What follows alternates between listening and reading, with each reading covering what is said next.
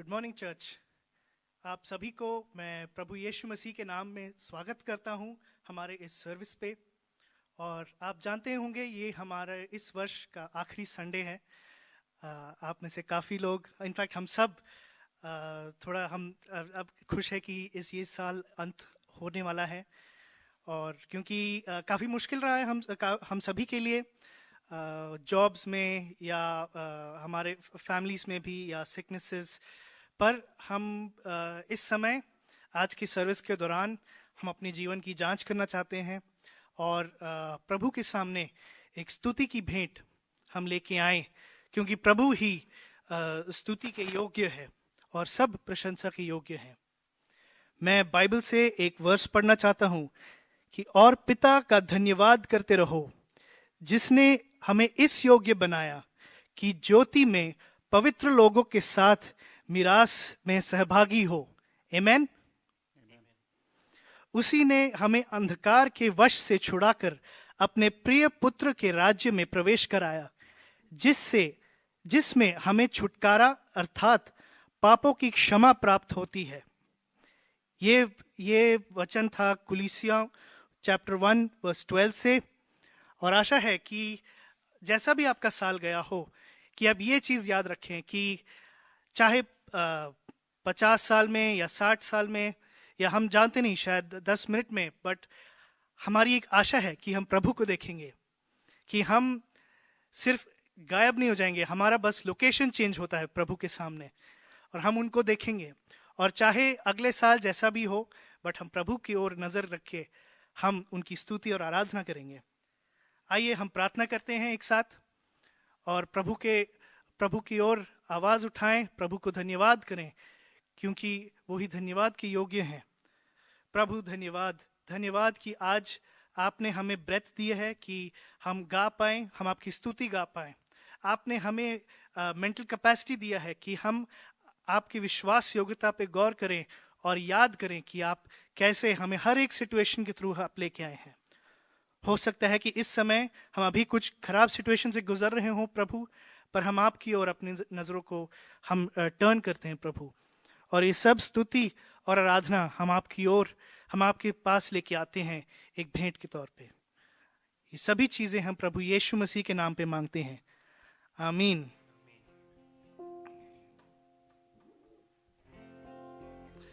यीशु ने हमें छुड़ाया है पापों के जाल से, यीशु ने हमें बचाया है शैतान की चाल से। आइए आवाज उठाएं। यीशु ने हमें छुड़ाया है पापों के जाल से, यीशु ने हमें बचाया है शैतान की चाल से। तो गाओ हालेलुया, तो गाओ हालेलुया, तो गाओ हालेलुया, तो गाओ हालेलुया।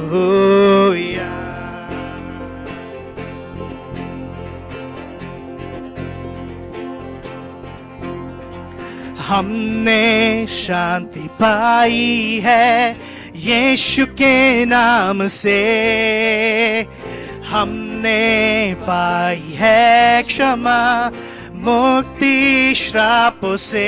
हमने शांति पाई है, हमने शांति पाई है यीशु के नाम से, हमने पाई है क्षमा मुक्ति श्रापों से। तो गाओ हालेलुया, तो गाओ हालेलुया, तो गाओ हालेलुया, तो गाओ हालेलुया।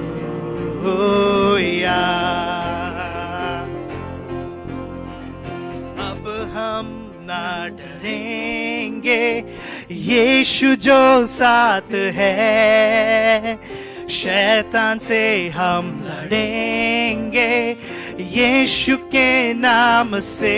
जोर से गाएं। अब हम ना डरेंगे यीशु जो साथ है, शैतान से हम लड़ेंगे यीशु के नाम से। तो गाओ हालेलुया, तो गाओ हालेलुया, तो गाओ हालेलुया, तो गाओ हालेलुया। शालोम शांति और सलाम हम लाए हैं आपके नाम। शालोम शांति और सलाम, ये है यीशु का पैगाम।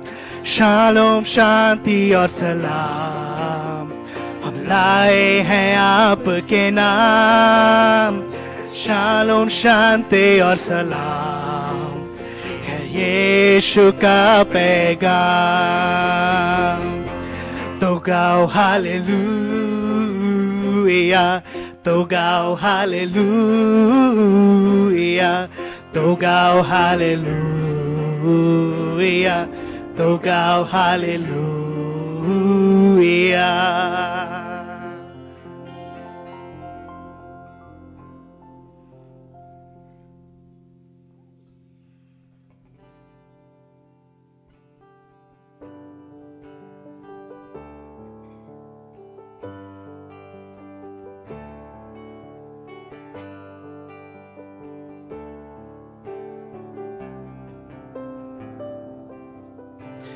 क्या दे सकता हूँ, क्या ला सकता हूँ, कहता तुझे बस शुक्रिया। फिर से गाएं। क्या दे सकता हूँ, क्या ला सकता हूँ, कहता तुझे बस शुक्रिया।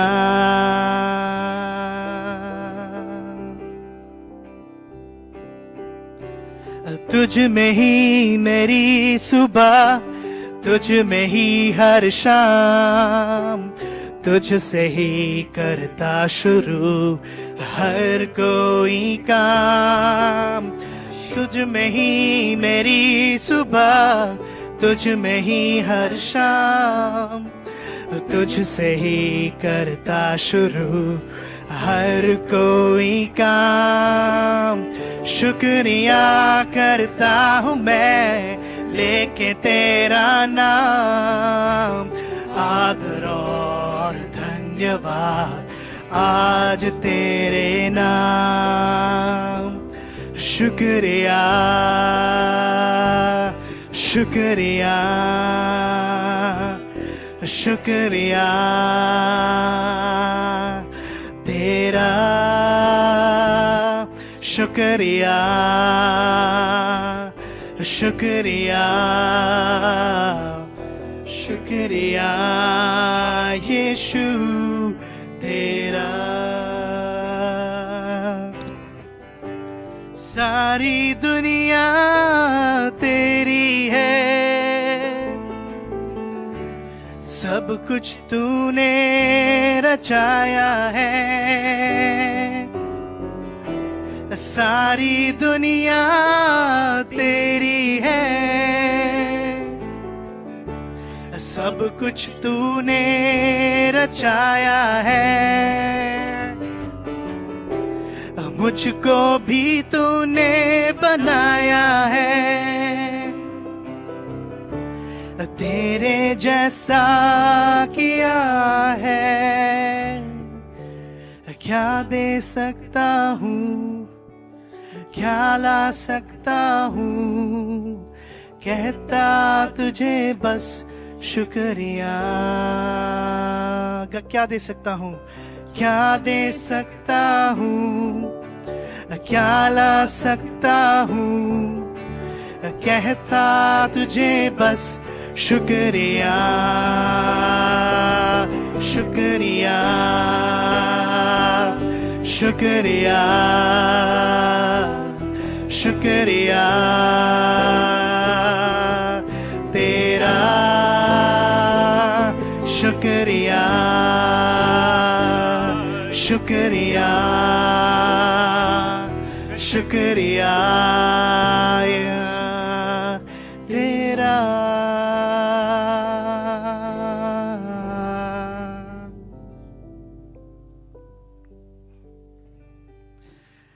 आज जो आखिरी संडे है, हम यूजुअली एक थैंक्सगिविंग संडे मनाते हैं कि हम सब यूजुअली हर साल इकट्ठे होते और शेयर करते कि प्रभु किस तरह हमारे जीवन में विश्वास योग्य रहे हैं और किस तरीके से प्रभु ने हमें इस वर्ष के थ्रू लेके गए हैं।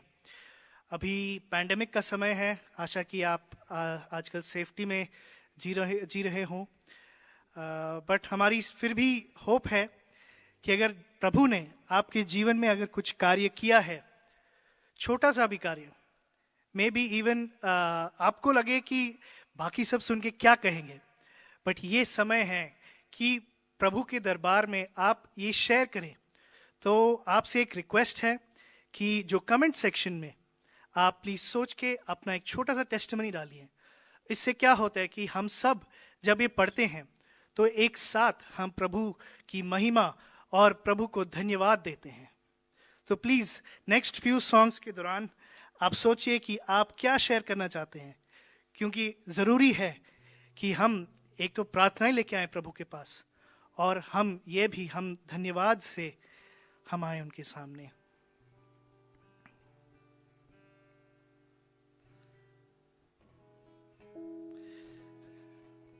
अगला जो गाना गाएंगे हम खुल जाएंगे किताबें। आइए एक साथ गाएं।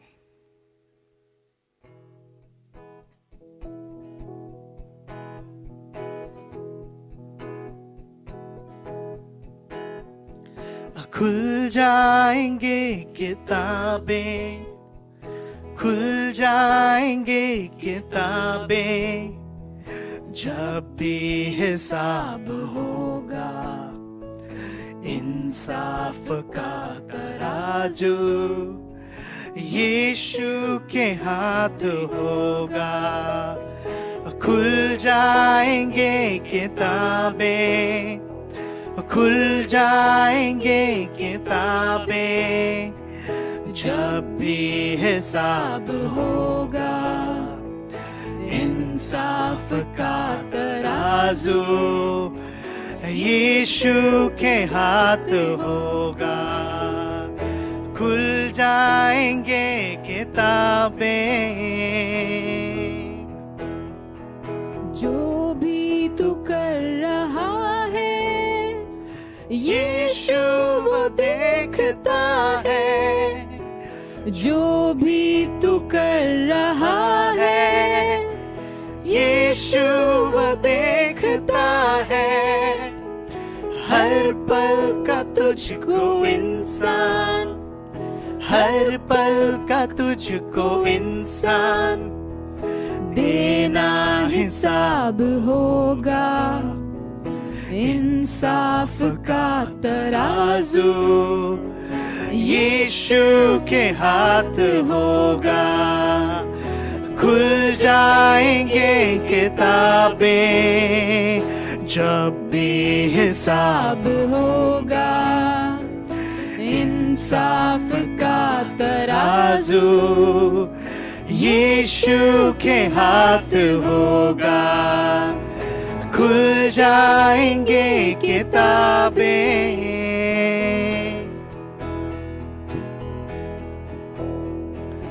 आजा अभी भी मुड़कर यीशु बुला रहा है। आजा अभी भी मुड़कर यीशु बुला रहा है। वरना तू याद कर ले, वरना तू याद कर ले, तेरा ही नाश होगा इंसाफ का तराजू यीशु के हाथ होगा।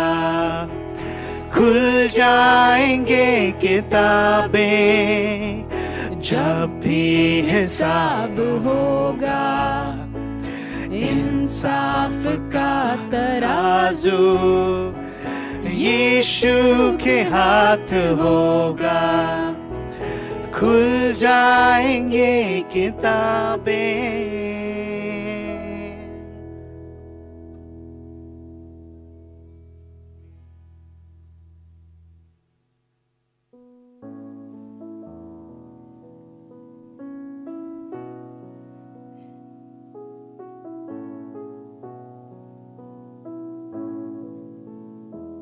सिर्फ है मसीह आशा मेरी, ज्योति बल्बो की मेरा, वो नींव है मजबूत चट्टान, आंधी सूखा या तूफान, क्या ऊंचा प्रेम गहरी शांति, जहाँ भय न हो संघर्ष भी सहायक है सब कुछ मेरा, मसीहा के प्रेम में मैं खड़ा।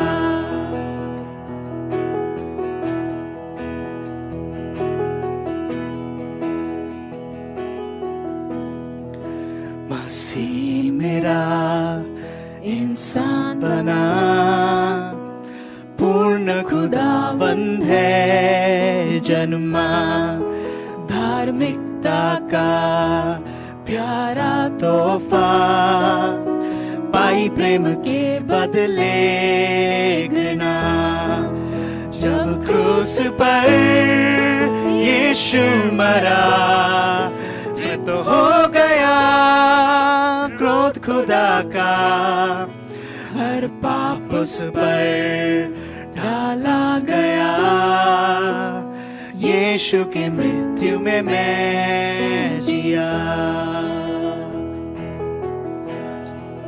जमीन में गाड़ा उसे, जग का प्रकाश अंधेरे में, फिर महिमा से उज्जवल दिन में जी उठा कब्र से फिर से, जैसे खड़ा वो विजय में, श्राप पाप का टूटा मुझ पर से, मैं उसका हूँ वो मेरा है, मसीहा के पावन रक्त से। Thank you, Jesus. Thank you so much.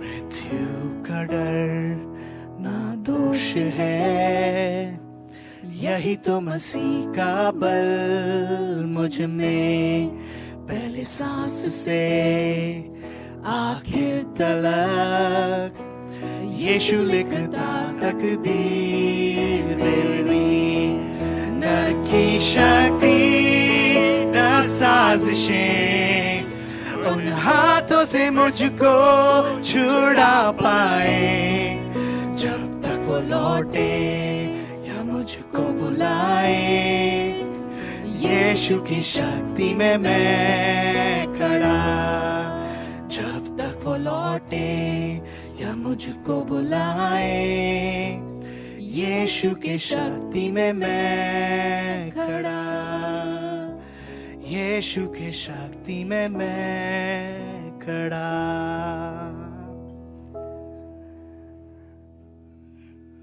आमीन प्रभु, आमीन। हम धन्यवाद देते हैं इस साल के लिए प्रभु, हम धन्यवाद देते हैं कि आपने अपने बल से हमें इस साल के थ्रू आप लेके आए हैं। हम धन्यवाद देते हैं प्रभु उन जीवनों के लिए जिन्हों में परिवर्तन आया है, जो पश्चाताप करके आपके पास आए हैं प्रभु, जिनका नाम अब पवित्र किताब में लिखा है हमेशा के लिए और कोई हटा नहीं सकता प्रभु। हम धन्यवाद देते हैं कि इस साल इतने भाइयों ने, इतने बहनों ने हमारी संगति ज्वाइन की, चाहे इस सेंटर में हो या दुनिया भर में भी प्रभु। हम धन्यवाद देते हैं, हम धन्यवाद देते हैं कि कठिन समय में हमने आपकी ओर देखा और आपने हमें शक्ति दी। हम धन्यवाद देते हैं कि अगर हम भटक भी गए हो रास्ते से प्रभु, आप हमेशा तैयार हैं कि हम अगर पश्चाताप करके आपके पास आए तो आप हमें स्वीकार करने को तैयार हैं प्रभु। धन्यवाद, धन्यवाद। योग्यता से बढ़ के आपने हमें अपनी दया दिखाई है प्रभु। हम जिस योग्य नहीं थे प्रभु, बट आपने, आपके नेचर में है, आपके पवित्रता में है प्रभु। ये प्रभु इस समय हम अपने ऑफरिंग्स लेके आते हैं प्रभु, हम अपने भेंट लेके आते हैं। हम निश्चय करके हम ये लेके आए प्रभु, ताकि आपके किंगडम की प्रभु बढ़ते रहें, हमारे दोस्तों के बीच बढ़े रहें, और दिल्ली में भी आपका किंगडम बढ़े प्रभु। और हम खुशी से देते हैं प्रभु यीशु मसीह के नाम में, आमीन।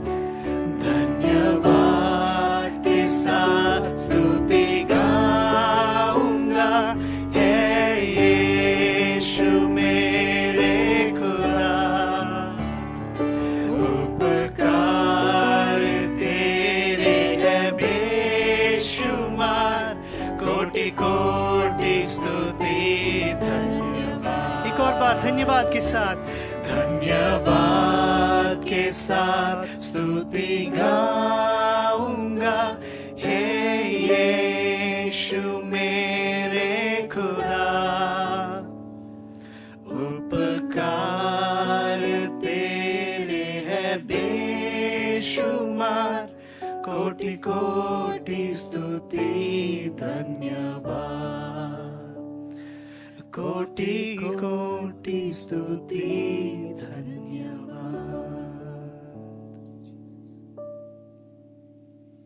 मसीह की। आज इस साल का आखिरी संडे है और जब ये साल स्टार्ट हुआ था तो मैंने और आपने ये नहीं सोचा था कि इस संडे को हम लोग इस खाली चर्च में होंगे। खाली तो नहीं है, खैर हमारा पूरा सपोर्ट स्टाफ है, हम लोग सारे एक साथ हैं जो संडे सर्विस में मौजूद होते हैं, worship team, production team. But मैं और आप हम लोग साथ में नहीं होंगे ये नहीं सोचा था, मगर ये प्रभु की रीति है और इस तरीके से प्रभु के राज्य में कार्य होता है। हमें आने वाले कल के बारे में इतना ज्ञान ना हो या हो उससे कोई फर्क नहीं पड़ता है, मगर हमें यह ज्ञान होना चाहिए कि आज मैं प्रभु की उपस्थिति में हूं कि नहीं। और यह बहुत जरूरी है मुझे और आपको जानना, क्योंकि इसी वजह से हमें हर दिन हर पल सामर्थ्य मिलता है प्रभु की उपस्थिति में जीने का और प्रभु की उपस्थिति में सोचने का, कार्य करने का, बोलने का, विचार करने का। और जब मैं उस स्थिति में, उस समझ से जीवन जीऊंगा तो आने वाले कल में कुछ भी हो कोई फर्क नहीं पड़ता है। आज आखिरी संडे है, क्या पता 2021 के आखिरी संडे को क्या हो, किसी को कुछ नहीं पता है, मगर यह जरूर पता है कि प्रभु की उपस्थिति मेरे और आपकी जिंदगी में है। अगर प्रभु की उपस्थिति मेरे और आपकी जिंदगी में है तो कल कुछ भी हो तो कोई फर्क नहीं पड़ता। आइए आज के वचन में जाने से पहले मैं कुछ महत्वपूर्ण इंपॉर्टेंट दोस्त हैं हमारे इस कलीसिया में, उनको मैं आपके सामने इंट्रोड्यूस करना चाहूंगा और उनको धन्यवाद भी देना चाहूंगा। उन लोगों ने पूरे साल हमारे लिए अनदेखी तरीके से इस कलीसिया की सपोर्ट करा है। इस कलीसिया का जो संडे मॉर्निंग सर्विस होता है उसको मतलब चलते देना है, कहीं पे रुका नहीं है। प्रभु का धन्यवाद हो कि प्रभु ने हमें इतनी बड़ी चीजों की रिसोर्सेस दिए और उपलब्धि दी और इतने अच्छे भाई दिए जो हमारे साथ पूरे साल खड़े रहे। तो मैं बुलाना चाहूंगा भाई स्वप्निल को, एबी को, अंकित को, क्षितिज एंड अभिषेक को। प्लीज आइए।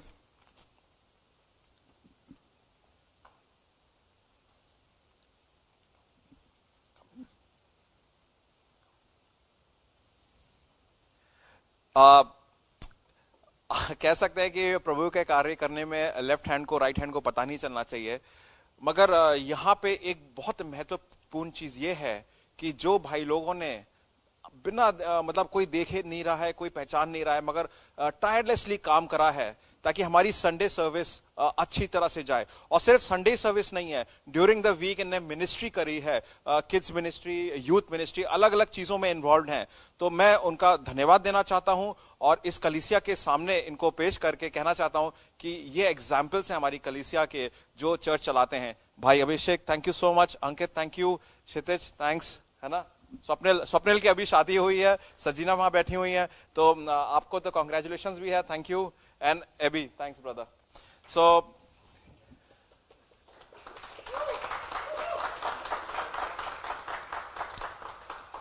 वचन में जाने से पहले मैं वचन पढ़ूंगा और प्रार्थना करूंगा।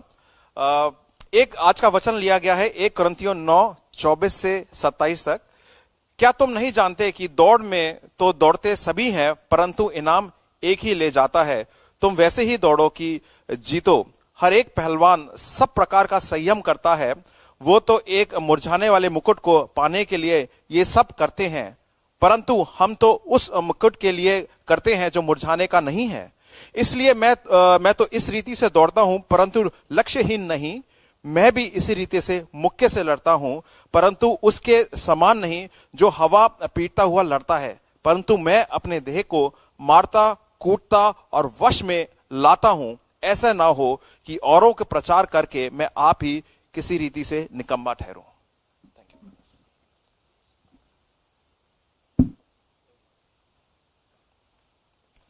आइए प्रार्थना करेंगे और आज का वचन भाई प्रतीक के द्वारा दिया जा रहा है, तो उनके परिवार के लिए, उनके लिए भी प्रार्थना करेंगे।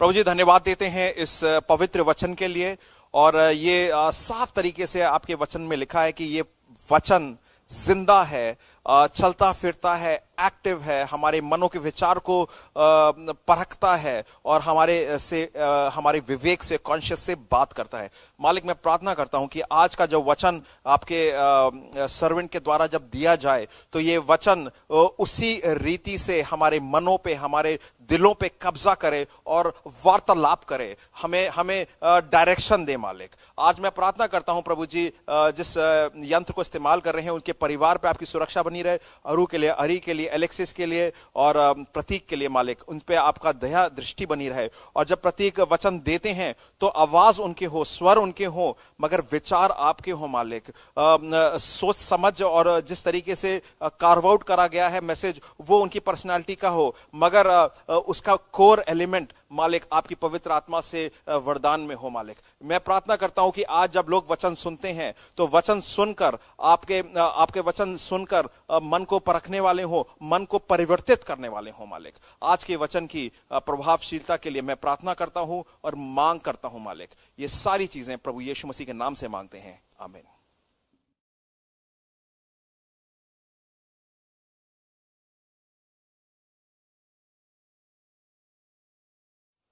आप सबको जय मसीह की। और आज ऑनलाइन इस सभा में, प्रार्थना सभा में आने के लिए आप सबका धन्यवाद। हम सब चर्च में धन्यवादित हैं आपकी प्रार्थनाओं के लिए, आपके सहयोग के लिए। इतने महीनों से हम ऑनलाइन जा रहे हैं और आशा करते हैं कि जल्द ही कुछ समय में हम आपको चर्च में देख पाएंगे, हमारी ये प्रार्थना है। और तब तक मैं धन्यवाद देना चाहूँगा प्रभु का कि उसने हमें तकनीक का जरिया दिया कि हम उस तकनीक से आपस में मिल सकें और टेक्नोलॉजी से हम आपस में आराधना कर सकें, वर्शिप कर सकें। आपका बहुत बहुत धन्यवाद। और मैं आशा करता हूं कि आपका बड़ा दिन क्रिसमस बहुत अच्छा गया होगा। केक और गुजियों के दौर बहुत अच्छे से चले होंगे, पकवान बहुत अच्छे से चले होंगे और हर घर का अलग अलग एक तरीका होता है, संस्कार होता है। शायद आपके घर में केक और गुजिया ना खाते हो, आप जो भी खाते हैं, मैं आशा करता हूं सब कुछ कुशल मंगल गया, परिवार के साथ बहुत अच्छा समय बीता और बीतना भी चाहिए, क्योंकि ये जो साल है ये बड़ा एक भुलाने वाला सा साल लगता है। हम में से कई लोग इस साल में बड़ी कठिनाइयों से गुजरे हैं। और दिसंबर में अक्सर क्या होता है, और मेरे साथ तो हमेशा होता है कि दिसंबर जब शुरू होता है तो जो मेरी खाने की आदत है वो बढ़ जाती है। और जब मेरी खाने की आदत बढ़ जाती है तो जब नया साल आता है तो मैं एक तरीके से नए साल का प्रण लेता हूं। और वो जो प्रण होता है कि मैं इस अगले साल में अपना वजन घटाऊंगा, क्योंकि दिसंबर में मैं पूरे साल का वजन खा लेता हूं। और मेरे को लगता है हम में से कई लोग भी शायद इस समय कुछ ऐसे निर्णय लेने जा रहे हैं, नए साल के लिए कुछ निर्णय लेने जा रहे हैं। लेकिन एक बड़ी खतरनाक बात है दोस्तों कि कोरोना ने भी एक नया निर्णय लिया है कि नए साल में वो एक नए व्यक्तित्व के साथ इस दुनिया में आ गए हैं। अभी सुनने में आया है कि कोरोना ने अपना व्यक्तित्व ही बदल लिया है। एक तरीके से एक नया म्यूटेटेड स्ट्रेन कोरोना का आ गया है। और लेकिन इस साल कितनी परिस्थितियां बदली हैं, हम कितनी घटनाएं घटी हैं, हम कितने बदले हैं। हम में से हमारे दोस्त कितने जान पहचान के, हमारे परिवारों में से कितने लोग इस साल इस पृथ्वी से चले गए। और हमने ऐसी कई योजनाएं बनाई थी इस साल, जिसको आज इस साल हम पूरा करने जा रहे थे, वो सारी योजनाएं ठप हो गई, बंद हो गई, सब कुछ बदल गया। लेकिन मेरे दोस्तों, एक चीज नहीं बदली और वो है प्रभु यीशु मसीह। प्रभु यीशु मसीह नहीं बदले, उनका प्यार हमारे लिए नहीं बदला और उनके जीवन और हमारे जीवन के लिए उनकी योजना नहीं बदली। और ये कितनी धन्य आशा है कि सब कुछ बदल गया। इस साल ने सब कुछ तहस नहस सा कर दिया, लेकिन एक व्यक्ति परमेश्वर नहीं बदले। आज मैं आपका ध्यान केंद्रित करना चाहूंगा कुछ बातों पर। हमने वचन को पढ़ा और वचन में जाने से पहले मैं आपके सामने एक छोटी सी कहानी प्रदर्शित करना चाहूंगा, छोटी सी कहानी बताना चाहूंगा। और ये कहानी है एक व्यक्ति की जो कि अमेरिका में रहते थे। उनका नाम था जॉन बेकर। और जॉन बेकर अमेरिका में अल्बुकर्की नामक एक शहर था, उसके निवासी थे। और बचपन से ही उनको दौड़ने का बड़ा शौक था, और जब वो स्कूल में आए, जैसे जैसे बड़े, तो वो अपनी स्कूल की प्रतियोगिताओं में भाग लेने की कोशिश करने लगे। लेकिन जॉन बेकर के साथ जो प्रॉब्लम थी वो ये थी कि वो डील डॉल में छोटे थे, कद काठी में छोटे थे।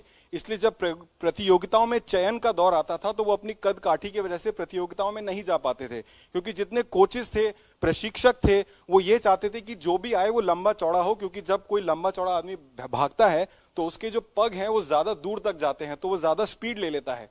पर जॉन बेकर के साथ ये बात नहीं थी और वो बड़े कभी कभी दुखी रहते थे।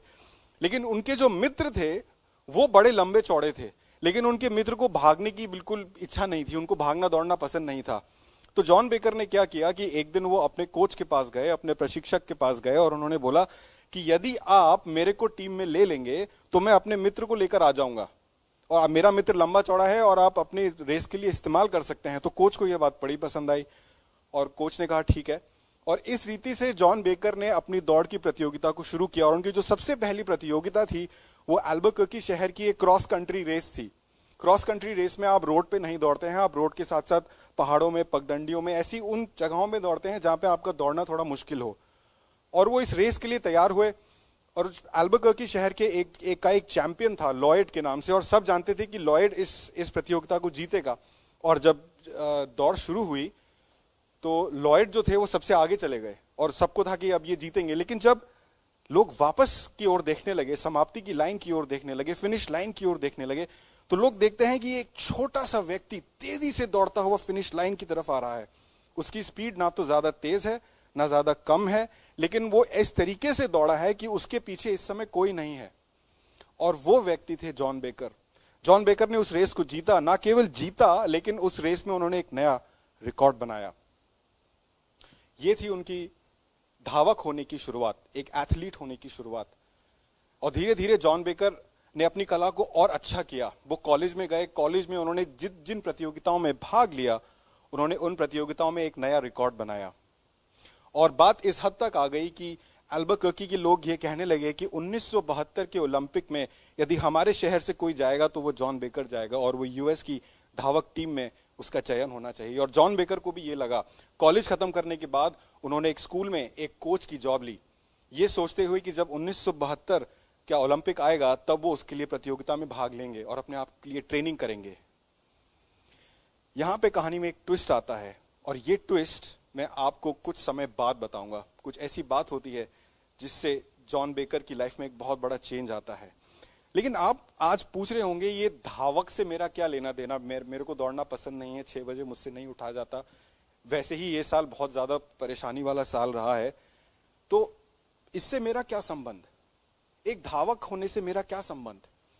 आज जो हमने वचन पढ़ा, पौलुस कुरिन्थियों में क्या बोलते हैं सबसे 24वें पद में, क्या तुम नहीं जानते कि दौड़ में तो दौड़ते सब ही हैं परंतु इनाम एक ही ले जाता है, तुम वैसे ही दौड़ो कि जीतो। पौलुस यहां पर प्रतियोगिता वाली दौड़ की बात नहीं कर रहे हैं, वो एक मसीही जीवन को एक धावक के रूप में आपके सामने प्रस्तुत कर रहे हैं। वो ये कह रहे हैं कि जब आप एक मसीही हैं, जब आपने प्रभु यीशु मसीह को ग्रहण किया, जब आपने नए जीवन में कदम रखा, तो आपकी दौड़ मसीही जीवन में शुरू हुई। और दौड़ के प्रिंसिपल्स, जैसे कि एक प्रतियोगिता में एक धावक को अपने प्रिंसिपल्स, अपनी ट्रेनिंग करनी पड़ती है, वैसे ही मसीह जीवन में आपको भी जरूरी है कि आप कुछ बातों का पालन करें, कि आप अपनी दौड़ कुशलता से पूर्ण करें। कुशलता से पूर्ण करने का क्या मतलब है? कुशलता से पूर्ण करने का यह मतलब है कि जब आप इस पृथ्वी पर एक मसीही जीवन में अपनी दौड़ को कर रहे हैं, तो आपको इस तरीके से दौड़ना है कि जब आपकी दौड़ समाप्त हो तो आपकी दौड़ एक कुशलता से समाप्त हो। आपकी दौड़ कब समाप्त होगी? जब आप इस पृथ्वी से बुला लिए जाएंगे, जब आप अनंत जीवन में प्रवेश करेंगे, तब आपकी दौड़ समाप्त होगी। लेकिन अब आप कहेंगे ये सब तो बहुत अच्छा लगता है सुनने में, लेकिन इसको करना बहुत मुश्किल है। और मैं आपकी बात से सहमत हूं, ये बहुत मुश्किल है। एक मसीही जीवन जीना बहुत मुश्किल है, लेकिन हम ये कैसे कर सकते हैं? ये साल मित्रों, इस साल शायद आपकी दौड़ बहुत मुश्किल से भरी हो। शायद इस साल आपने अपने किसी करीबी को खो दिया और आप बहुत दुख और पीड़ा में दौड़ने की कोशिश कर रहे हैं। इस साल शायद आप अपनी जॉब में तरक्की पाने वाले थे, लेकिन शायद आपकी जॉब ही चली गई और आप बहुत सवाल लेके दौड़ रहे हैं कि कैसे, ये क्या हुआ, मैं कैसे दौड़ूं, सब कुछ बंद हो गया। शायद इस साल आपका व्यापार ठप हो गया और शायद आप इस असमंजस में हैं कि मैं आगे क्या करूं, मुझसे आगे दौड़ा नहीं जा रहा। इस साल आपके बहुत से सवाल हैं और शायद आपका एक सवाल यह भी होगा कि प्रभु आप क्या ये देख नहीं रहे? प्रभु क्या ये आप सब देख नहीं रहे जो मेरे साथ हो रहा है, मेरे आसपास हो रहा है? सब कुछ बदल रहा है, आप फिर भी मुझसे ये एक्सपेक्टेशन रखते हैं, ये उपेक्षा रखते हैं कि मैं दौड़ूं, मैं कैसे दौड़ूं प्रभु, बहुत मुश्किल है, नहीं हो पाएगा। लेकिन मेरे मित्रों, मैं आपको यह बताना चाहूंगा कि हमारी जो दौड़ है वो बहुत अनिवार्य है, क्योंकि जिस दिन हमने प्रभु यीशु मसीह को अपनाया, उस दिन हमने प्रभु यीशु मसीह के नियमों को अपनाया, हमने सुसमाचार को अपनाया, और एक मसीही होने के नाते हमें यह बहुत अहम है कि हम अपनी दौड़ दौड़ें। बहुत कठिन है, लेकिन प्रभु हमारे साथ है। जब हमारी परिस्थितियां और हमारे आसपास का वातावरण हमें हमारी दौड़ पूरा करने से रोकता है, हमें हमारी दौड़ कुशलता से पूर्ण करने से रोकता है, हमें हमारी दौड़ परिपूर्णता तक ले जाने से रोकता है, तो ऐसी कुछ बातें हैं जिनका जानना बहुत जरूरी है। और ऐसी 6 बातें हैं जो मैं आज आपके सामने रखना चाहूंगा। इन 6 बातों से मैं आशा करता हूं कि आप अपने जीवन में गौर करेंगे, अपने जीवन में ध्यान करेंगे कि आप इन सब बातों का पालन कर रहे हैं। सबसे पहली बात यह है कि हर विश्वासी के लिए संभव है कि वे अपनी दौड़ पूरी कर सके। यदि आप विश्वासी हैं तो आप अपनी दौड़ पूरी कर सकते हैं, और मैं आपको उसका रीजन बताता हूं। इब्रानियों 12:1-3 जब मैं जो पढ़ा गया, पहला पद इस प्रकार से बोलता है, इस कारण जबकि गवाहों का ऐसा बड़ा बादल हमको घेरे हुए है, तो आओ हर एक रोकने वाली वस्तु और उलझाने वाले पाप को दूर करके वह दौड़ जिसमें हमें दौड़ना है धीरज से दौड़ें। दूसरा पद, और विश्वास के कर्ता और सिद्ध करने वाले यीशु की ओर ताकते रहें, जिसने उस आनंद के लिए जो उसके आगे धरा था लज्जा की कुछ चिंता ना करके क्रूस का दुख सहा और परमेश्वर के सिंहासन की दाहिनी ओर जा बैठा। बाइबल ऐसे बहुत से व्यक्तित्वों से भरी हुई है जिन्होंने अपनी दौड़ को पूरा किया है। वो हमारी तरह इंसान थे। ऐसे कई व्यक्तित्व हैं जो अपनी दौड़ में गिरे हैं, जो पाप में गिरे हैं, जिनकी कई बार दौड़ ऐसा लगता था मानो खत्म सी हो गई हो, लेकिन उस हर एक व्यक्ति ने अपने आप को जमीन से गिरकर उठाया है और उस दौड़ को पूरा करने की चेष्टा करी है। बाइबल में सबसे महत्वपूर्ण व्यक्ति जिसने अपनी दौड़ को पूरा किया है वो है प्रभु यीशु मसीह। यदि आज आप पैदा हुए और आपको जब आप अपने होश में आए, 10-12 साल के हुए, यदि आपको यह पता चले कि आप कुछ साल बाद मरने वाले हैं, आपको कैसा लगेगा? प्रभु यीशु मसीह जब इस दुनिया में आए, उनका सिर्फ एक मकसद था, और वो ये मकसद था कि वो हमारे लिए अपनी जान को देने वाले थे, क्रूस पर जाने वाले थे। लेकिन ये सब जानते हुए उन्होंने अपनी दौड़ को पूरा किया। और वो उस समय परमेश्वर के रूप में नहीं थे, वो एक मनुष्य रूप में हमारे बीच में आए थे। और यदि हमें कोई रोल मॉडल किसी को देखना है अपनी दौड़ पूरी करने के लिए, तो वो कुशलता से पूर्ण करने के लिए, तो वो है प्रभु यीशु मसीह। यदि आप एक विश्वासी हैं तो आपका अपनी दौड़ कुशलता से पूर्ण करना बहुत ही संभव है। और उसका सबसे बड़ा रीजन यह है कि जब आप अपनी विश्वास में अपनी दौड़ शुरू करते हैं, तो ये परमेश्वर को यह मायने नहीं रखता कि आपकी पारिवारिक पृष्ठभूमि क्या है, what is your family background. प्रभु को इस चीज से कोई मायने नहीं है। आप कहां के हैं इसके भी कोई मायने नहीं है। आपकी प्रतिभा और आपकी प्रतिष्ठा कितनी है इसके भी कोई मायने नहीं है। आपकी संस्कृति क्या है इसके भी कोई मायने नहीं है। प्रभु के मापदंड अलग हैं, और प्रभु का जो सबसे अहम मापदंड है वो है आज्ञाकारिता। यदि आप एक विश्वासी हैं तो आज अपने आप से पूछें, क्या मैं अपनी दौड़ को कुशलता से संपन्न कर रहा हूं? सबसे पहली चीज, क्या मैं प्रभु यीशु मसीह के प्रति, वचन के नियमों के प्रति आज्ञाकारी हूं?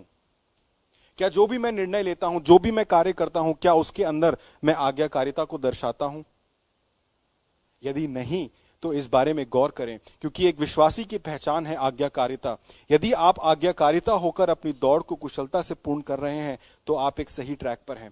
यदि आप आज्ञाकारिता हैं तो आपके आज्ञा मानते हैं, तो आपके चारों ओर जो भी हो रहा हो, आपके साथ जो भी हो रहा हो, लेकिन एक बात में आप हमेशा स्पष्ट रहेंगे कि आप परमेश्वर की आज्ञा को मानेंगे और वही करेंगे जैसा उसने कहा है।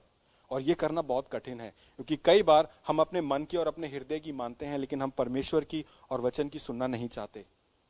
पहली चीज आज्ञाकारिता, और हर विश्वासी को अपनी दौड़ पूरा करना संभव है, क्योंकि परमेश्वर की सामर्थ हमें दी गई है। हम परमेश्वर की सामर्थ से अपनी दौड़ को पूरा कर सकते हैं। दूसरी चीज, यदि आप भविष्य में अपनी दौड़ को पूरा करना चाहते हैं तो आपको शुरुआत आज से करनी होगी। यदि आप भविष्य में अपनी दौड़ को कुशलता से पूरा करना चाहते हैं, परिपूर्ण करना चाहते हैं, तो आपको अपनी शुरुआत आज से करनी होगी। आज का मतलब है अब। अब जब कि आपने प्रभु यीशु मसीह को ग्रहण किया, अब जब आपकी दौड़ शुरू हुई, आपको अभी से शुरुआत करनी पड़ेगी। हम सब ने स्कूल में ट्रैक एंड मीट फील्ड में भाग लिया है ना। जब भी एनुअल डे फंक्शन होता था तो एक महीना पहले पीटी पीरियड होता था और हम सबको अलग अलग प्रतियोगिताओं के लिए चयनित किया जाता था। मैंने भी किया था, मैंने दौड़ के लिए किया था। लेकिन जब चयन का टाइम आया तो जैसे ही सीटी बजी मैं इतनी तेजी से भागा और मैंने सोचा कि मैंने दौड़ खत्म कर दी। पता चला दौड़ 4 किलोमीटर की थी, मैंने 100 मीटर का डैश करने की कोशिश करी थी और मैं इतनी तेजी से भागा कि मेरा मतलब सांस जवाब दे गई, मुझसे भागा नहीं जा रहा, मेरी मांसपेशियां दर्द होने लगी। और एक पॉइंट के बाद मैंने सामने देखा तो सब मेरे आगे थे और पीछे देखा तो मेरे पीछे कोई नहीं था। और कई बार मसीही जीवन में जब हम दौड़ते हैं तो हम इस तरीके से दौड़ते हैं। जब हम प्रभु यीशु मसीह को ग्रहण करते हैं तो हम इतने जोश से भर जाते हैं कि ऐसा लगता है कि बिल्कुल शिकायना ग्लोरी हमारे सर के ऊपर ही है और हम सब कुछ वो करने लगते हैं। बहुत जोश से भरकर हम प्रार्थना करेंगे, मीटिंग में जाएंगे, आज्ञाकारिता करने की कोशिश करेंगे। लेकिन क्या होता है कि हम डैश कर रहे हैं, 100 मीटर की लघु दौड़ कर रहे हैं। और उस लघु दौड़ में क्या होता है कि आपका जो हृदय है ना, आपका जो अंतर्मन है वो थक जाता है। और जब आपका अंतर्मन थक जाता है ना तो एक इंग्लिश में एक वर्ड है जिसको बोलते हैं प्रोक्रेस्टिनेशन। अभी नहीं, कल, आज नहीं, परसों, तरसों। और आपका जो फ्लैश है, आपकी जो देह है, वो आपको थका देती है। आप हर चीज करने में विलंब करने लगते हैं। जैसे एक एनर्जाइजर बनी का ऐड आता था ना कि बैटरी कम होती थी तो वो धीरे धीरे होने लग, हम एक एनर्जाइजर बनी की तरह धीरे होने लगते हैं। और कल्पना कीजिए एक धावक की जिसने शुरुआत तो बहुत जोश से करी थी लेकिन बीच ट्रैक में उसको पता चला कि उसके पास ताकत नहीं है। और जब हम इस तरीके से दौड़ेंगे तो हम अपनी दौड़ पूरी नहीं कर पाएंगे, मुश्किल होगी, क्योंकि हमने सारा जोश को बिना प्लानिंग के पहले ही 100 मीटर में डाल दिया। मसीही दौड़ एक लंबी दौड़ है, एक मैराथन है, एक अल्ट्रा मैराथन है। और इस दौड़ में आपको हर चीज कदम ब कदम ब कदम ब कदम लेनी है। किसी विद्वान ने यह बात करी है कि 1000 मील की दूरी शुरू होती है पहले कदम से। और जब हम मसीह जीवन में अपना सफर शुरू करते हैं, अपनी दौड़ शुरू करते हैं एक धावक के रूप में, पहला कदम सबसे ज्यादा जरूरी है। लेकिन उस पहले कदम के बाद हमें एक संतुलन बनाना है, एक इक्विलिब्रियम बनाना है, ताकि हम आराम से धीरे से दौड़ते रहें और थके नहीं। यदि आपको अपनी दौड़ भविष्य में कुशलता से पूर्ण करनी है, संपन्न करनी है, तो आपको आज से शुरुआत करनी होगी। लेकिन आपको आज से शुरुआत संतुलित करनी होगी। परमेश्वर के वचन को, उसके नियमों को समझना होगा। तीसरी चीज, एक मसीही के लिए अपनी दौड़ कुशलता से पूर्ण करने का अर्थ क्या है? अर्थ है हमें अपने आप को प्रभु की प्रभुता के अधीन करना पड़ेगा। हमें अपने आप को परमेश्वर की प्रभुता के ऊपर अधीन करना पड़ेगा। इसका क्या मतलब है? और ये एक बहुत ही प्रभावशाली कदम है। ये हर एक विश्वासी को लेना बहुत जरूरी है। इसका ये मतलब है आपके ऊपर किसकी प्रभुता है? Who rules you. जब आप अपने निर्णय लेते हैं, आप ये निर्णय किससे लेते हैं? क्या आप अपनी सोच और अपनी लॉजिक से लेते हैं? आपका निर्णय लेना किस पर निर्भर है? क्या आपके निर्णय आपकी आर्थिक स्थिति के ऊपर निर्भर है? क्या आपके निर्णय आपकी प्रतिष्ठा और आपकी प्रतिभा पर निर्भर है? आपकी इन्फ्लुएंस पे निर्भर है? आपके निर्णय आप किस वजह से लेते हैं? क्या आप वो निर्णय लेते हैं अपने दोस्तों को खुश करने के लिए, अपने परिवारजनों को खुश करने के लिए, अपने आप को सुख देने के लिए? ये सब मायने रखता है और ये बताता है कि आपके हृदय पर किसकी प्रभुता है। Who is the God of your life. और जब भी हम ऐसे निर्णय लेते हैं जो हम दूसरों को खुश करने के लिए लेते हैं या अपने आप को खुश करने के लिए लेते हैं, तो एक बड़ा खालीपन सा आता है जीवन में, एक बड़ा ढकोसला सा लगता है। क्यों? क्योंकि हम मनुष्य हैं। जिसके लिए हम ये डिसीजन ले रहे हैं वो भी मनुष्य है, जिसको खुश करने के लिए। और मनुष्य पाप में है, मनुष्य दोषी है। इस वजह से हम जो भी डिसीजन लें, सबसे पहले हमें यह डिसाइड करना है कि हमारे जीवन पर प्रभुता किसकी है।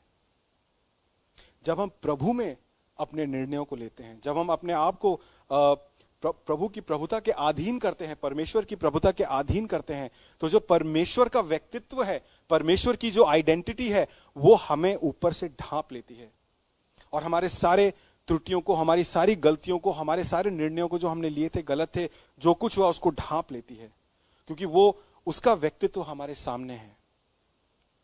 यदि आज आप एक ऐसी दौड़ रहे हैं जिसके अंदर आपने अपने सारे निर्णयों को, अपने सारे कार्यों को अपने ऊपर आधारित किया है, अपने फैमिली के ऊपर आधारित किया है, परमेश्वर की प्रभुता को ग्रहण ना करते हुए, तो शायद आप एक खोखली दौड़ रहे हैं। और यह समय है इस बारे में सोचने का कि आपके जीवन पर किसकी प्रभुता है, आपके जीवन पर किसका राज है। एक कुशल धावक प्रभु की प्रभुता के अधीन होकर दौड़ता है, और इसलिए वो अपनी दौड़ कुशलता से संपूर्ण करता है, समापन करता है। चौथी चीज, कुशल समापन का अर्थ है अपनी पूंजी को परमेश्वर के उद्देश्यों के लिए प्रयोग करना। अपनी पूंजी को परमेश्वर के उद्देश्यों के लिए प्रयोग करना, निवेश करना। इसका क्या मतलब है? मैं यहां पर सिर्फ एक आर्थिक स्थिति की या आर्थिक निवेश की बात नहीं कर रहा हूं। मैं यहां पर बात कर रहा हूं कि जो कुछ परमेश्वर ने आपको दिया है, क्या आप उसे वापस परमेश्वर के राज्य के लिए इस्तेमाल कर रहे हैं? Are you investing it? क्या आप निवेश कर रहे हैं परमेश्वर के राज्य के लिए और परमेश्वर के लोगों के लिए? परमेश्वर के राज्य में जब हमने प्रभु यीशु मसीह को ग्रहण किया, उसने हमें बुलाया और हम प्रबंधक हो गए। प्रबंधक का क्या मतलब है? स्टीवर्ड का क्या मतलब है? कि जो कुछ हमें दिया गया है, हमें उसको रिस्पॉन्सिबली इस्तेमाल करना है और रिस्पॉन्सिबली देना है। यदि आप हर चीज होड़ रहे हैं, अपनी संपत्ति होड़ रहे हैं, अपनी आशीषें होड़ रहे हैं, तो आप जीवन की एक बहुत बड़ी संपत्ति से वंचित हैं। और वो आशीष है अपने, जो कुछ आपको आशीषें मिली हैं वो दूसरों को देने की। It's a two way, top down thing, ऊपर से नीचे। जितना आप देंगे उतना आप भरेंगे। यदि आप नीचे से ही बैकलॉग हो जाएंगे तो भरना बंद हो जाएगा। और एक कुशल धावक इस बात को जानता है मसीह में कि जो कुछ उसे दिया गया है उसे परमेश्वर के राज्य में निवेश करना है। जो कुछ उसे दिया गया है उसे परमेश्वर के राज्य में निवेश करना है। इसका क्या अर्थ है? क्या प्रभु ने आपको संपन्नता दी है? क्या प्रभु ने आपको आर्थिक संपन्नता दी है? क्या आप उस संपन्नता को प्रभु के राज्य में निवेश कर रहे हैं, प्रभु के लोगों में निवेश कर रहे हैं? क्या प्रभु ने आपको आशीष के रूप में बहुत टाइम दिया है?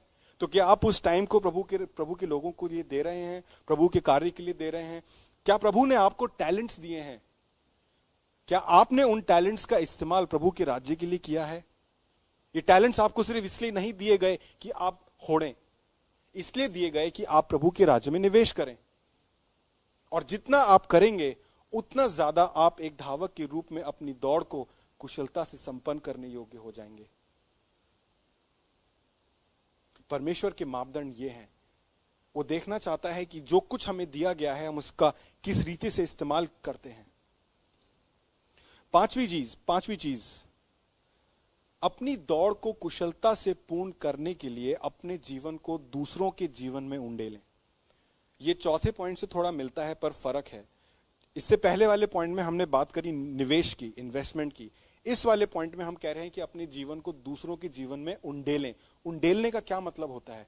उंडेलने का ये मतलब होता है कि आप अपने सामने वाले व्यक्ति के बारे में ये नहीं सोचते कि वो कौन है, क्या है, कहां से आया है, उसकी सोच क्या है, उसका धर्म क्या है, उसकी जाति क्या है, उसकी आर्थिक स्थिति क्या है। प्रभु यीशु मसीह ने जब ये दृष्टांत बताया था उस व्यक्ति का, उस सामरी का जो जरीको के रास्ते में था, और उसने देखा एक आदमी को जो अधमरा पड़ा था, जिसको गुंडों ने मार मार कर उसको घायल किया था, उसका सारा सामान लूट कर ले गए थे। तो उस सामरी ने उस व्यक्ति की मदद करी, ये जानते हुए कि वो शायद सामरी को पसंद नहीं करता।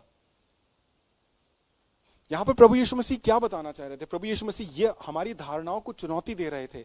वो ये कह रहे थे, चाहे आप किसी के बारे में जो भी सोचो, लेकिन आपका ये तात्पर्य है कि आप उस बंदे की सेवा करो। और सेवा ऐसे करो कि आप ये ना सोचो कि उस बंदे की पॉलिटिकल थिंकिंग क्या है, उस बंदे का थॉट प्रोसेस क्या है, उस बंदे की फिलॉसफी क्या है। अगर आप सेवा करो तो पूरे मन से, पूरे तन से और पूरे धन से करो। और कोरोना में ये कितना मुश्किल रहा ना, हम सब सिमटे रहे। सेवा करना बहुत आसान है, चर्च में आकर सेवा करना बहुत आसान है। क्यों? क्योंकि चर्च में हम जितने भी लोगों को देखते हैं वो एक तरह से सामान्य सोच रखते हैं, इसलिए वो सब एक साथ हैं। लेकिन अपने घर से बाहर निकलकर अपने पड़ोसी के घर पर जाकर उसकी सेवा करना बहुत कठिन है, बहुत कठिन है। और परमेश्वर हमें इस चीज की चुनौती दे रहे हैं। वो ये कहना चाह रहे हैं कि यदि आप एक कुशल धावक हो और आप अपनी दौड़ संपन्न करना चाहते हो कुशलता से, तो अपने आप को दूसरों के जीवन में उंडेलो। ये ना सोचो कि वो कौन है, क्या है, उनके लिए बायस मत हो। अपने आप को दूसरों के जीवन में उंडेलो। कई बार हम इस चीज को भूल जाते हैं, कई बार हम इस चीज पे कार्य नहीं करना चाहते, हम अपने ही सर्कल में सिमटे होना चाहते हैं। आज मैं आपको चुनौती देना चाहूंगा, यदि आपके पास कोई अवसर आए किसी की सेवा करने के लिए, उस अवसर को ना जाने दें, उस अवसर को ना जाने दें और उस अवसर का प्रयोग करें। और आप देखें कि आपकी दौड़ कितनी अच्छी, कितनी उत्तम होगी। आखिरी चीज, हम सब ने गाड़ियों में सफर किया है ना, हम सब कार में सफर करते हैं, बाइक्स में सफर करते हैं। आपने कभी अपनी कार का साइड वाला रियर व्यू मिरर देखा है, आईना, चश्मा? जब भी आप ड्राइव कर रहे हैं या बैठे हैं तो कोई चीज पहले आपके सामने आती है। जब आप उसको क्रॉस करते हैं तो क्या होता है कि वो चीज आप वैसे मुड़ के नहीं देख पाते, लेकिन आप अपने रियर व्यू में उस चीज को देखते हैं। और धीरे धीरे क्या होता है कि वो चीज ओझल होने लगती है आपके रियर व्यू से। और जब वो चीज ओझल, एक पॉइंट ऐसा आता है जब वो दिखना बंद हो जाती है। एक कुशल धावक अपने जीवन रूपी चश्मे में कभी पीछे नहीं देखता। जो आपका आईना है उसमें कभी पीछे नहीं देखता। उसका क्या रीजन है? कई बार हम अपने अतीत से भावनात्मक रीति से इतना जुड़ जाते हैं कि हम अपने अतीत को एक बैकपैक के समान लेके दौड़ने की कोशिश करते हैं। जो हमारा अतीत है वो हमारा केंद्र बिंदु हो जाता है, वो हमारा रेफरेंस पॉइंट हो जाता है। हम आगे जब भी दौड़ते हैं, कुछ भी ऐसी सिचुएशन आती है तो हम अपने अतीत से उसको मैच करते हैं। जब मौका आता है एक नया संबंध बनाने का, तो हमारा अतीत बोलता है यार पिछली बार तो ऐसा हुआ था, तुम्हारे साथ क्यों कर रहे हो, हम नहीं करना चाहते। जब कोई ऐसी सिचुएशन आती है तो हमें लगता है हमारे साथ तो ये घटना घटी थी, हम ऐसा क्यों करें, हमने बहुत दुख उठाया है, हम ये नहीं करना चाहते, हम आगे नहीं बढ़ना चाहते। और धीरे धीरे धीरे आपका अतीत कोरोना वायरस की तरह एक डिजीज बनकर आपके पूरे शरीर में घुस जाता है। और जब आपके शरीर में घुस जाता है तो वो आपको भारी कर देता है। और जो एक धावक है, अगर आपने नोटिस किया हो, जब जो भी लंबी दौड़ दौड़ते हैं वो बहुत हल्के कपड़े, बहुत हल्के जूते पहनते हैं। क्यों? क्योंकि वो भार को लेकर नहीं दौड़ सकते, क्योंकि ज्यादा भार को लेकर दौड़ेंगे तो उनकी दौड़ धीमी होती जाएगी और वो थक जाएंगे। और इसी रीति से जब हम अपने जीवन में धावक के रूप में अपनी मसीह जिंदगी में दौड़ते हैं, तो हमारा अतीत कई बार इतना ज्यादा हम पर भारी हो जाता है कि दौड़ना मुश्किल हो जाता है। उसका जो वजन है वो हम पर इतना भारी पड़ता है कि हम धंसने लगते हैं। ये बेहद जरूरी है कि हम अपने अतीत को पीछे छोड़ दें। हमारे साथ जो भी हुआ उसको पीछे छोड़ दें। हमने जो भी गलती करी उसको पीछे छोड़ दें। क्या आपने कभी किसी धावक को पीछे मुड़ के दौड़ते देखा है? 10 सेकंड भी नहीं दौड़ पाएगा, गिर जाएगा।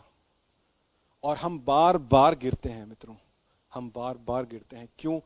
क्योंकि जब परमेश्वर अवसर देता है कुछ करने का, तो हम अपने अतीत को देखकर उसको बेंचमार्क करने लगते हैं और सोचते हैं कि शायद इस बार भी ऐसा होगा। हमारी दौड़ में हर रोज हमारे पास कुछ ना कुछ मानसिक रूप से तंगियां आती हैं, आर्थिक रूप से तंगियां आती हैं, कई बार हमारे पाप हमें तंग करते हैं।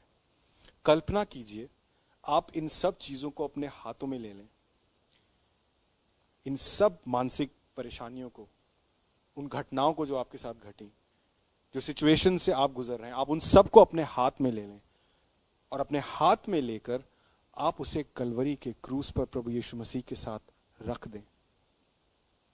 इसका क्या मतलब हुआ? ये सब आपके पास से तो चला गया ना, ये क्रूस पर चला गया परमेश्वर के साथ।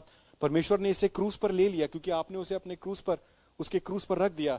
जब आपने प्रभु यीशु मसीह को ग्रहण किया तो आपने अपने पापों से क्षमा पाई। इसका क्या मतलब हुआ? उस क्रूस पर जो कुछ आप, जिस भी चीज से आप गुजर रहे हैं, जो भी घटनाएं आपके साथ बीती, जो भी पाप आपको परेशान कर रहे थे, वो कलवरी के क्रूस पर लग गए। आप खाली हो गए, आप एक धावक हो गए। अब आपके अतीत का बोझ, आपके पाप का बोझ आपको दौड़ने से नहीं रोक सकता। यदि रोक रहा है तो सोचने की बात है, क्योंकि जब आपने प्रभु यीशु मसीह को ग्रहण किया, आपका पाप परमेश्वर ने आपसे दूर कर दिया। उसके बाद क्या हुआ? प्रभु यीशु मसीह मरे, प्रभु यीशु मसीह मरे और तीसरे दिन जी उठे। लेकिन जब वो जी उठे, आपके सारे पाप, आपकी वो सारी घटनाएं, आपकी सारी वो मानसिक परेशानियां, वो सब उस कब्र में ही दफन रह गए मित्रों। परमेश्वर ने वो खत्म कर दिया। और एक कुशल धावक इस बात को जानता है, वो जानता है कि उसका अतीत उसे दौड़ने से, कुशलता से रोक नहीं सकता। सारी घटनाएं, जो कुछ आपके सामने हो रहा है, वो आपको दौड़ने से रोक नहीं सकता। और ये समय है कि हम इस चीज को जाने और पहचाने कि एक धावक होने के नाते हमें इतनी सामर्थ्य दी गई है, हमें इतने अवसर दिए गए हैं। बाइबल ने हमें, हमारे सामने पूरा एक पाथ चॉक आउट किया है। बाइबल के व्यक्तित्वों को देखें, उनकी जर्नी को देखें और देखें कि उन्होंने अपनी दौड़ को किस रीति से, कुशलता से पूर्ण किया। मैं वापस आना चाहूंगा जॉन बेकर की कहानी पे। जॉन बेकर ने जब वो स्कूल ज्वाइन किया तो उन्होंने प्रशिक्षण शुरू किया। उन्होंने स्कूल में बच्चों को दौड़ के लिए ट्रेन करना शुरू किया और अपने 1972 के ओलंपिक के लिए भी वो तैयारी करने लगे।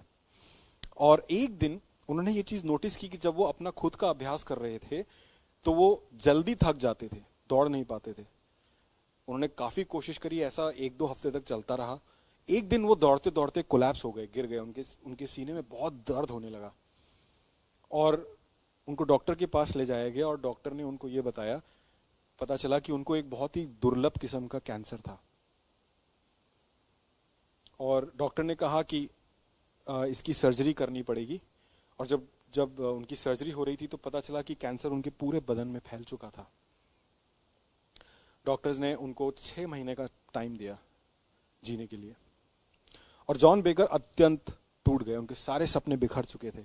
उनके सामने उनके जीवन का पूरा उद्देश्य था। वो जानते थे वो क्या करना चाह रहे थे और वो उस कार्य में बहुत अच्छे भी थे। वो इतने कुशल धावक थे। सबको ये था कि जब भी जॉन बेकर ओलंपिक में जाएंगे तो गोल्ड मेडल तो लेकर आएंगे ही आएंगे। इतना श्योरिटी थी। और एकदम से सब कुछ खत्म हो गया और वो इतने निराश और इतने हताश हो गए, वो मानसिक रीति से परेशान हो गए। उन्होंने एक दिन अपनी गाड़ी ली और वो अपनी गाड़ी को लेकर पहाड़ पर चले गए, पहाड़ की रोड पर चले गए।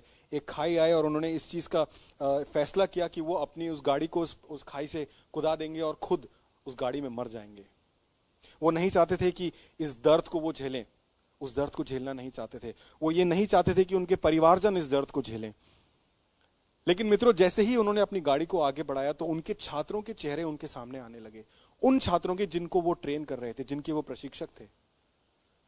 और वो रुक गए, उनका हृदय बदला और उन्होंने ये डिसाइड किया कि वो अपने छात्रों को ये विरासत देंगे कि जब तक वो इस दुनिया में जीवित हैं वो उनको ट्रेन करते रहेंगे, अभ्यास करते रहेंगे। जो कुछ उन्होंने दौड़ में सीखा है वो चीज वो उनको बताते रहेंगे। और उस दिन से लेकर जॉन बेकर 18 महीने तक जीवित रहे। 6 महीने का समय दिया था डॉक्टर्स ने और उस 18 महीने में उन्होंने अपनी स्कूल की टीम को ट्रेन किया, प्रशिक्षित किया।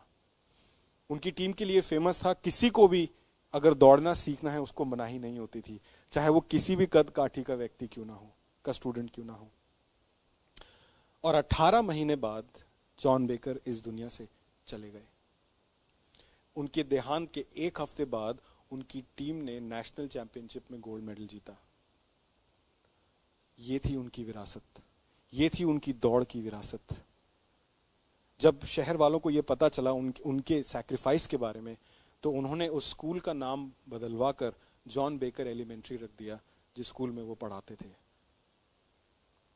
आज मैं आपसे पूछना चाहूंगा, अपनी दौड़ जो आप दौड़ रहे हैं, आपकी दौड़ में आपकी विरासत क्या है? जब लोग आपको देखते हैं, जब वो देखते हैं कि आप एक मसीही हैं और आप एक मसीही जीवन में दौड़ पूरी कर रहे हैं, लोग क्या देखते हैं? क्या वो एक ऐसे व्यक्तित्व को देखते हैं जो कि हर चीज से घबरा जाता है, डर जाता है, छोड़ देता है, पूरा नहीं करना चाहता? या वो एक ऐसे व्यक्ति को देखते हैं जो कि इतना दृढ़ निश्चयी है कि चाहे जो कुछ उसके सामने आए वो अपनी दौड़ को धीमे धीमे दौड़ता जाता है? और ये एक विरासत आप छोड़कर जा सकते हैं। इन 6 बातों का ध्यान रखिए और अपनी विरासत के बारे में भी सोचिए कि जो कुछ प्रभु ने आपके लिए किया है, आपके जीवन के लिए किया है, आप उसे दूसरों के लिए एक विरासत के रूप में किस प्रकार छोड़ के जाएंगे। और ये सब बातें, इन सब बातों को करने से आपकी दौड़ का एक कुशल समापन होगा, आपकी दौड़ परिपूर्णता तक जाएगी। मैं आशा करता हूं कि आप इस वचन को सुनकर आशीषित होंगे। यदि आप हमसे संपर्क करना चाहते हैं तो आप हमारी लीडरशिप टीम को कांटेक्ट कर सकते हैं। आप YouTube में मैसेज छोड़ सकते हैं, हम आपके लिए प्रार्थना करेंगे और हम आपको किसी भी रीति से जो कुछ हो सकेगा सहयोग भी देंगे। आइए हम लोग प्रार्थना करें।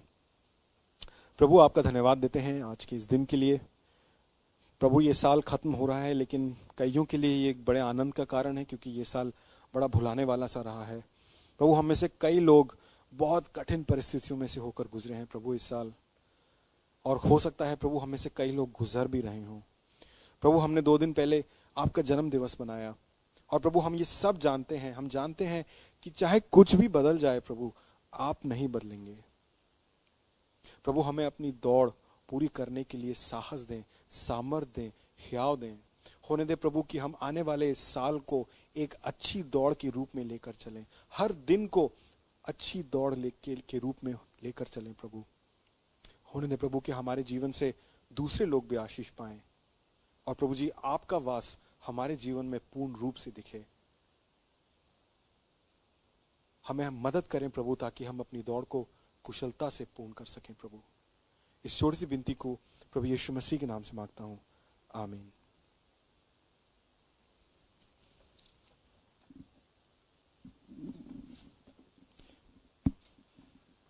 धन्यवाद देते हैं प्रभु के वचन का, और खासतौर से प्रतीक भाई का। इन्होंने वचन तैयार करा, वचन बोला, मगर वचन में वो वाणी थी प्रभु की, पवित्र आत्मा की उपस्थिति की वाणी थी। और ये चैलेंज हमारे लिए बहुत ज़्यादा अति आवश्यक है। देखिए, हम लोग इस कंट्री में ही नहीं, इस संसार में मसीही लोग माइनॉरिटीज़ में हैं। हम लोग जहाँ जहाँ पर भी हैं, छोटे छोटे समूह में हैं। अगर हम लोग प्रभु यीशु मसीह के रिफ्लेक्टर्स हैं, अगर हम में से प्रभु यीशु मसीह देखेगा, उसके लिए हमें तैयारी करनी पड़ेगी। और तैयारी ऐसे ही नहीं हो जाती है कि हम एक मसीह परिवार में पैदा हो गए, या हमने बपतिस्मा ले लिया, या हमने न्यूज़लेटर्स बना के भेज दिए। तैयारी आत्मिक रूप से होती है, और तैयारी जैसे 1 कुरिन्थियों 9 से पढ़ा था, अपने शरीर को बांधकर प्रभु के रास्ते में चलाने से होती है।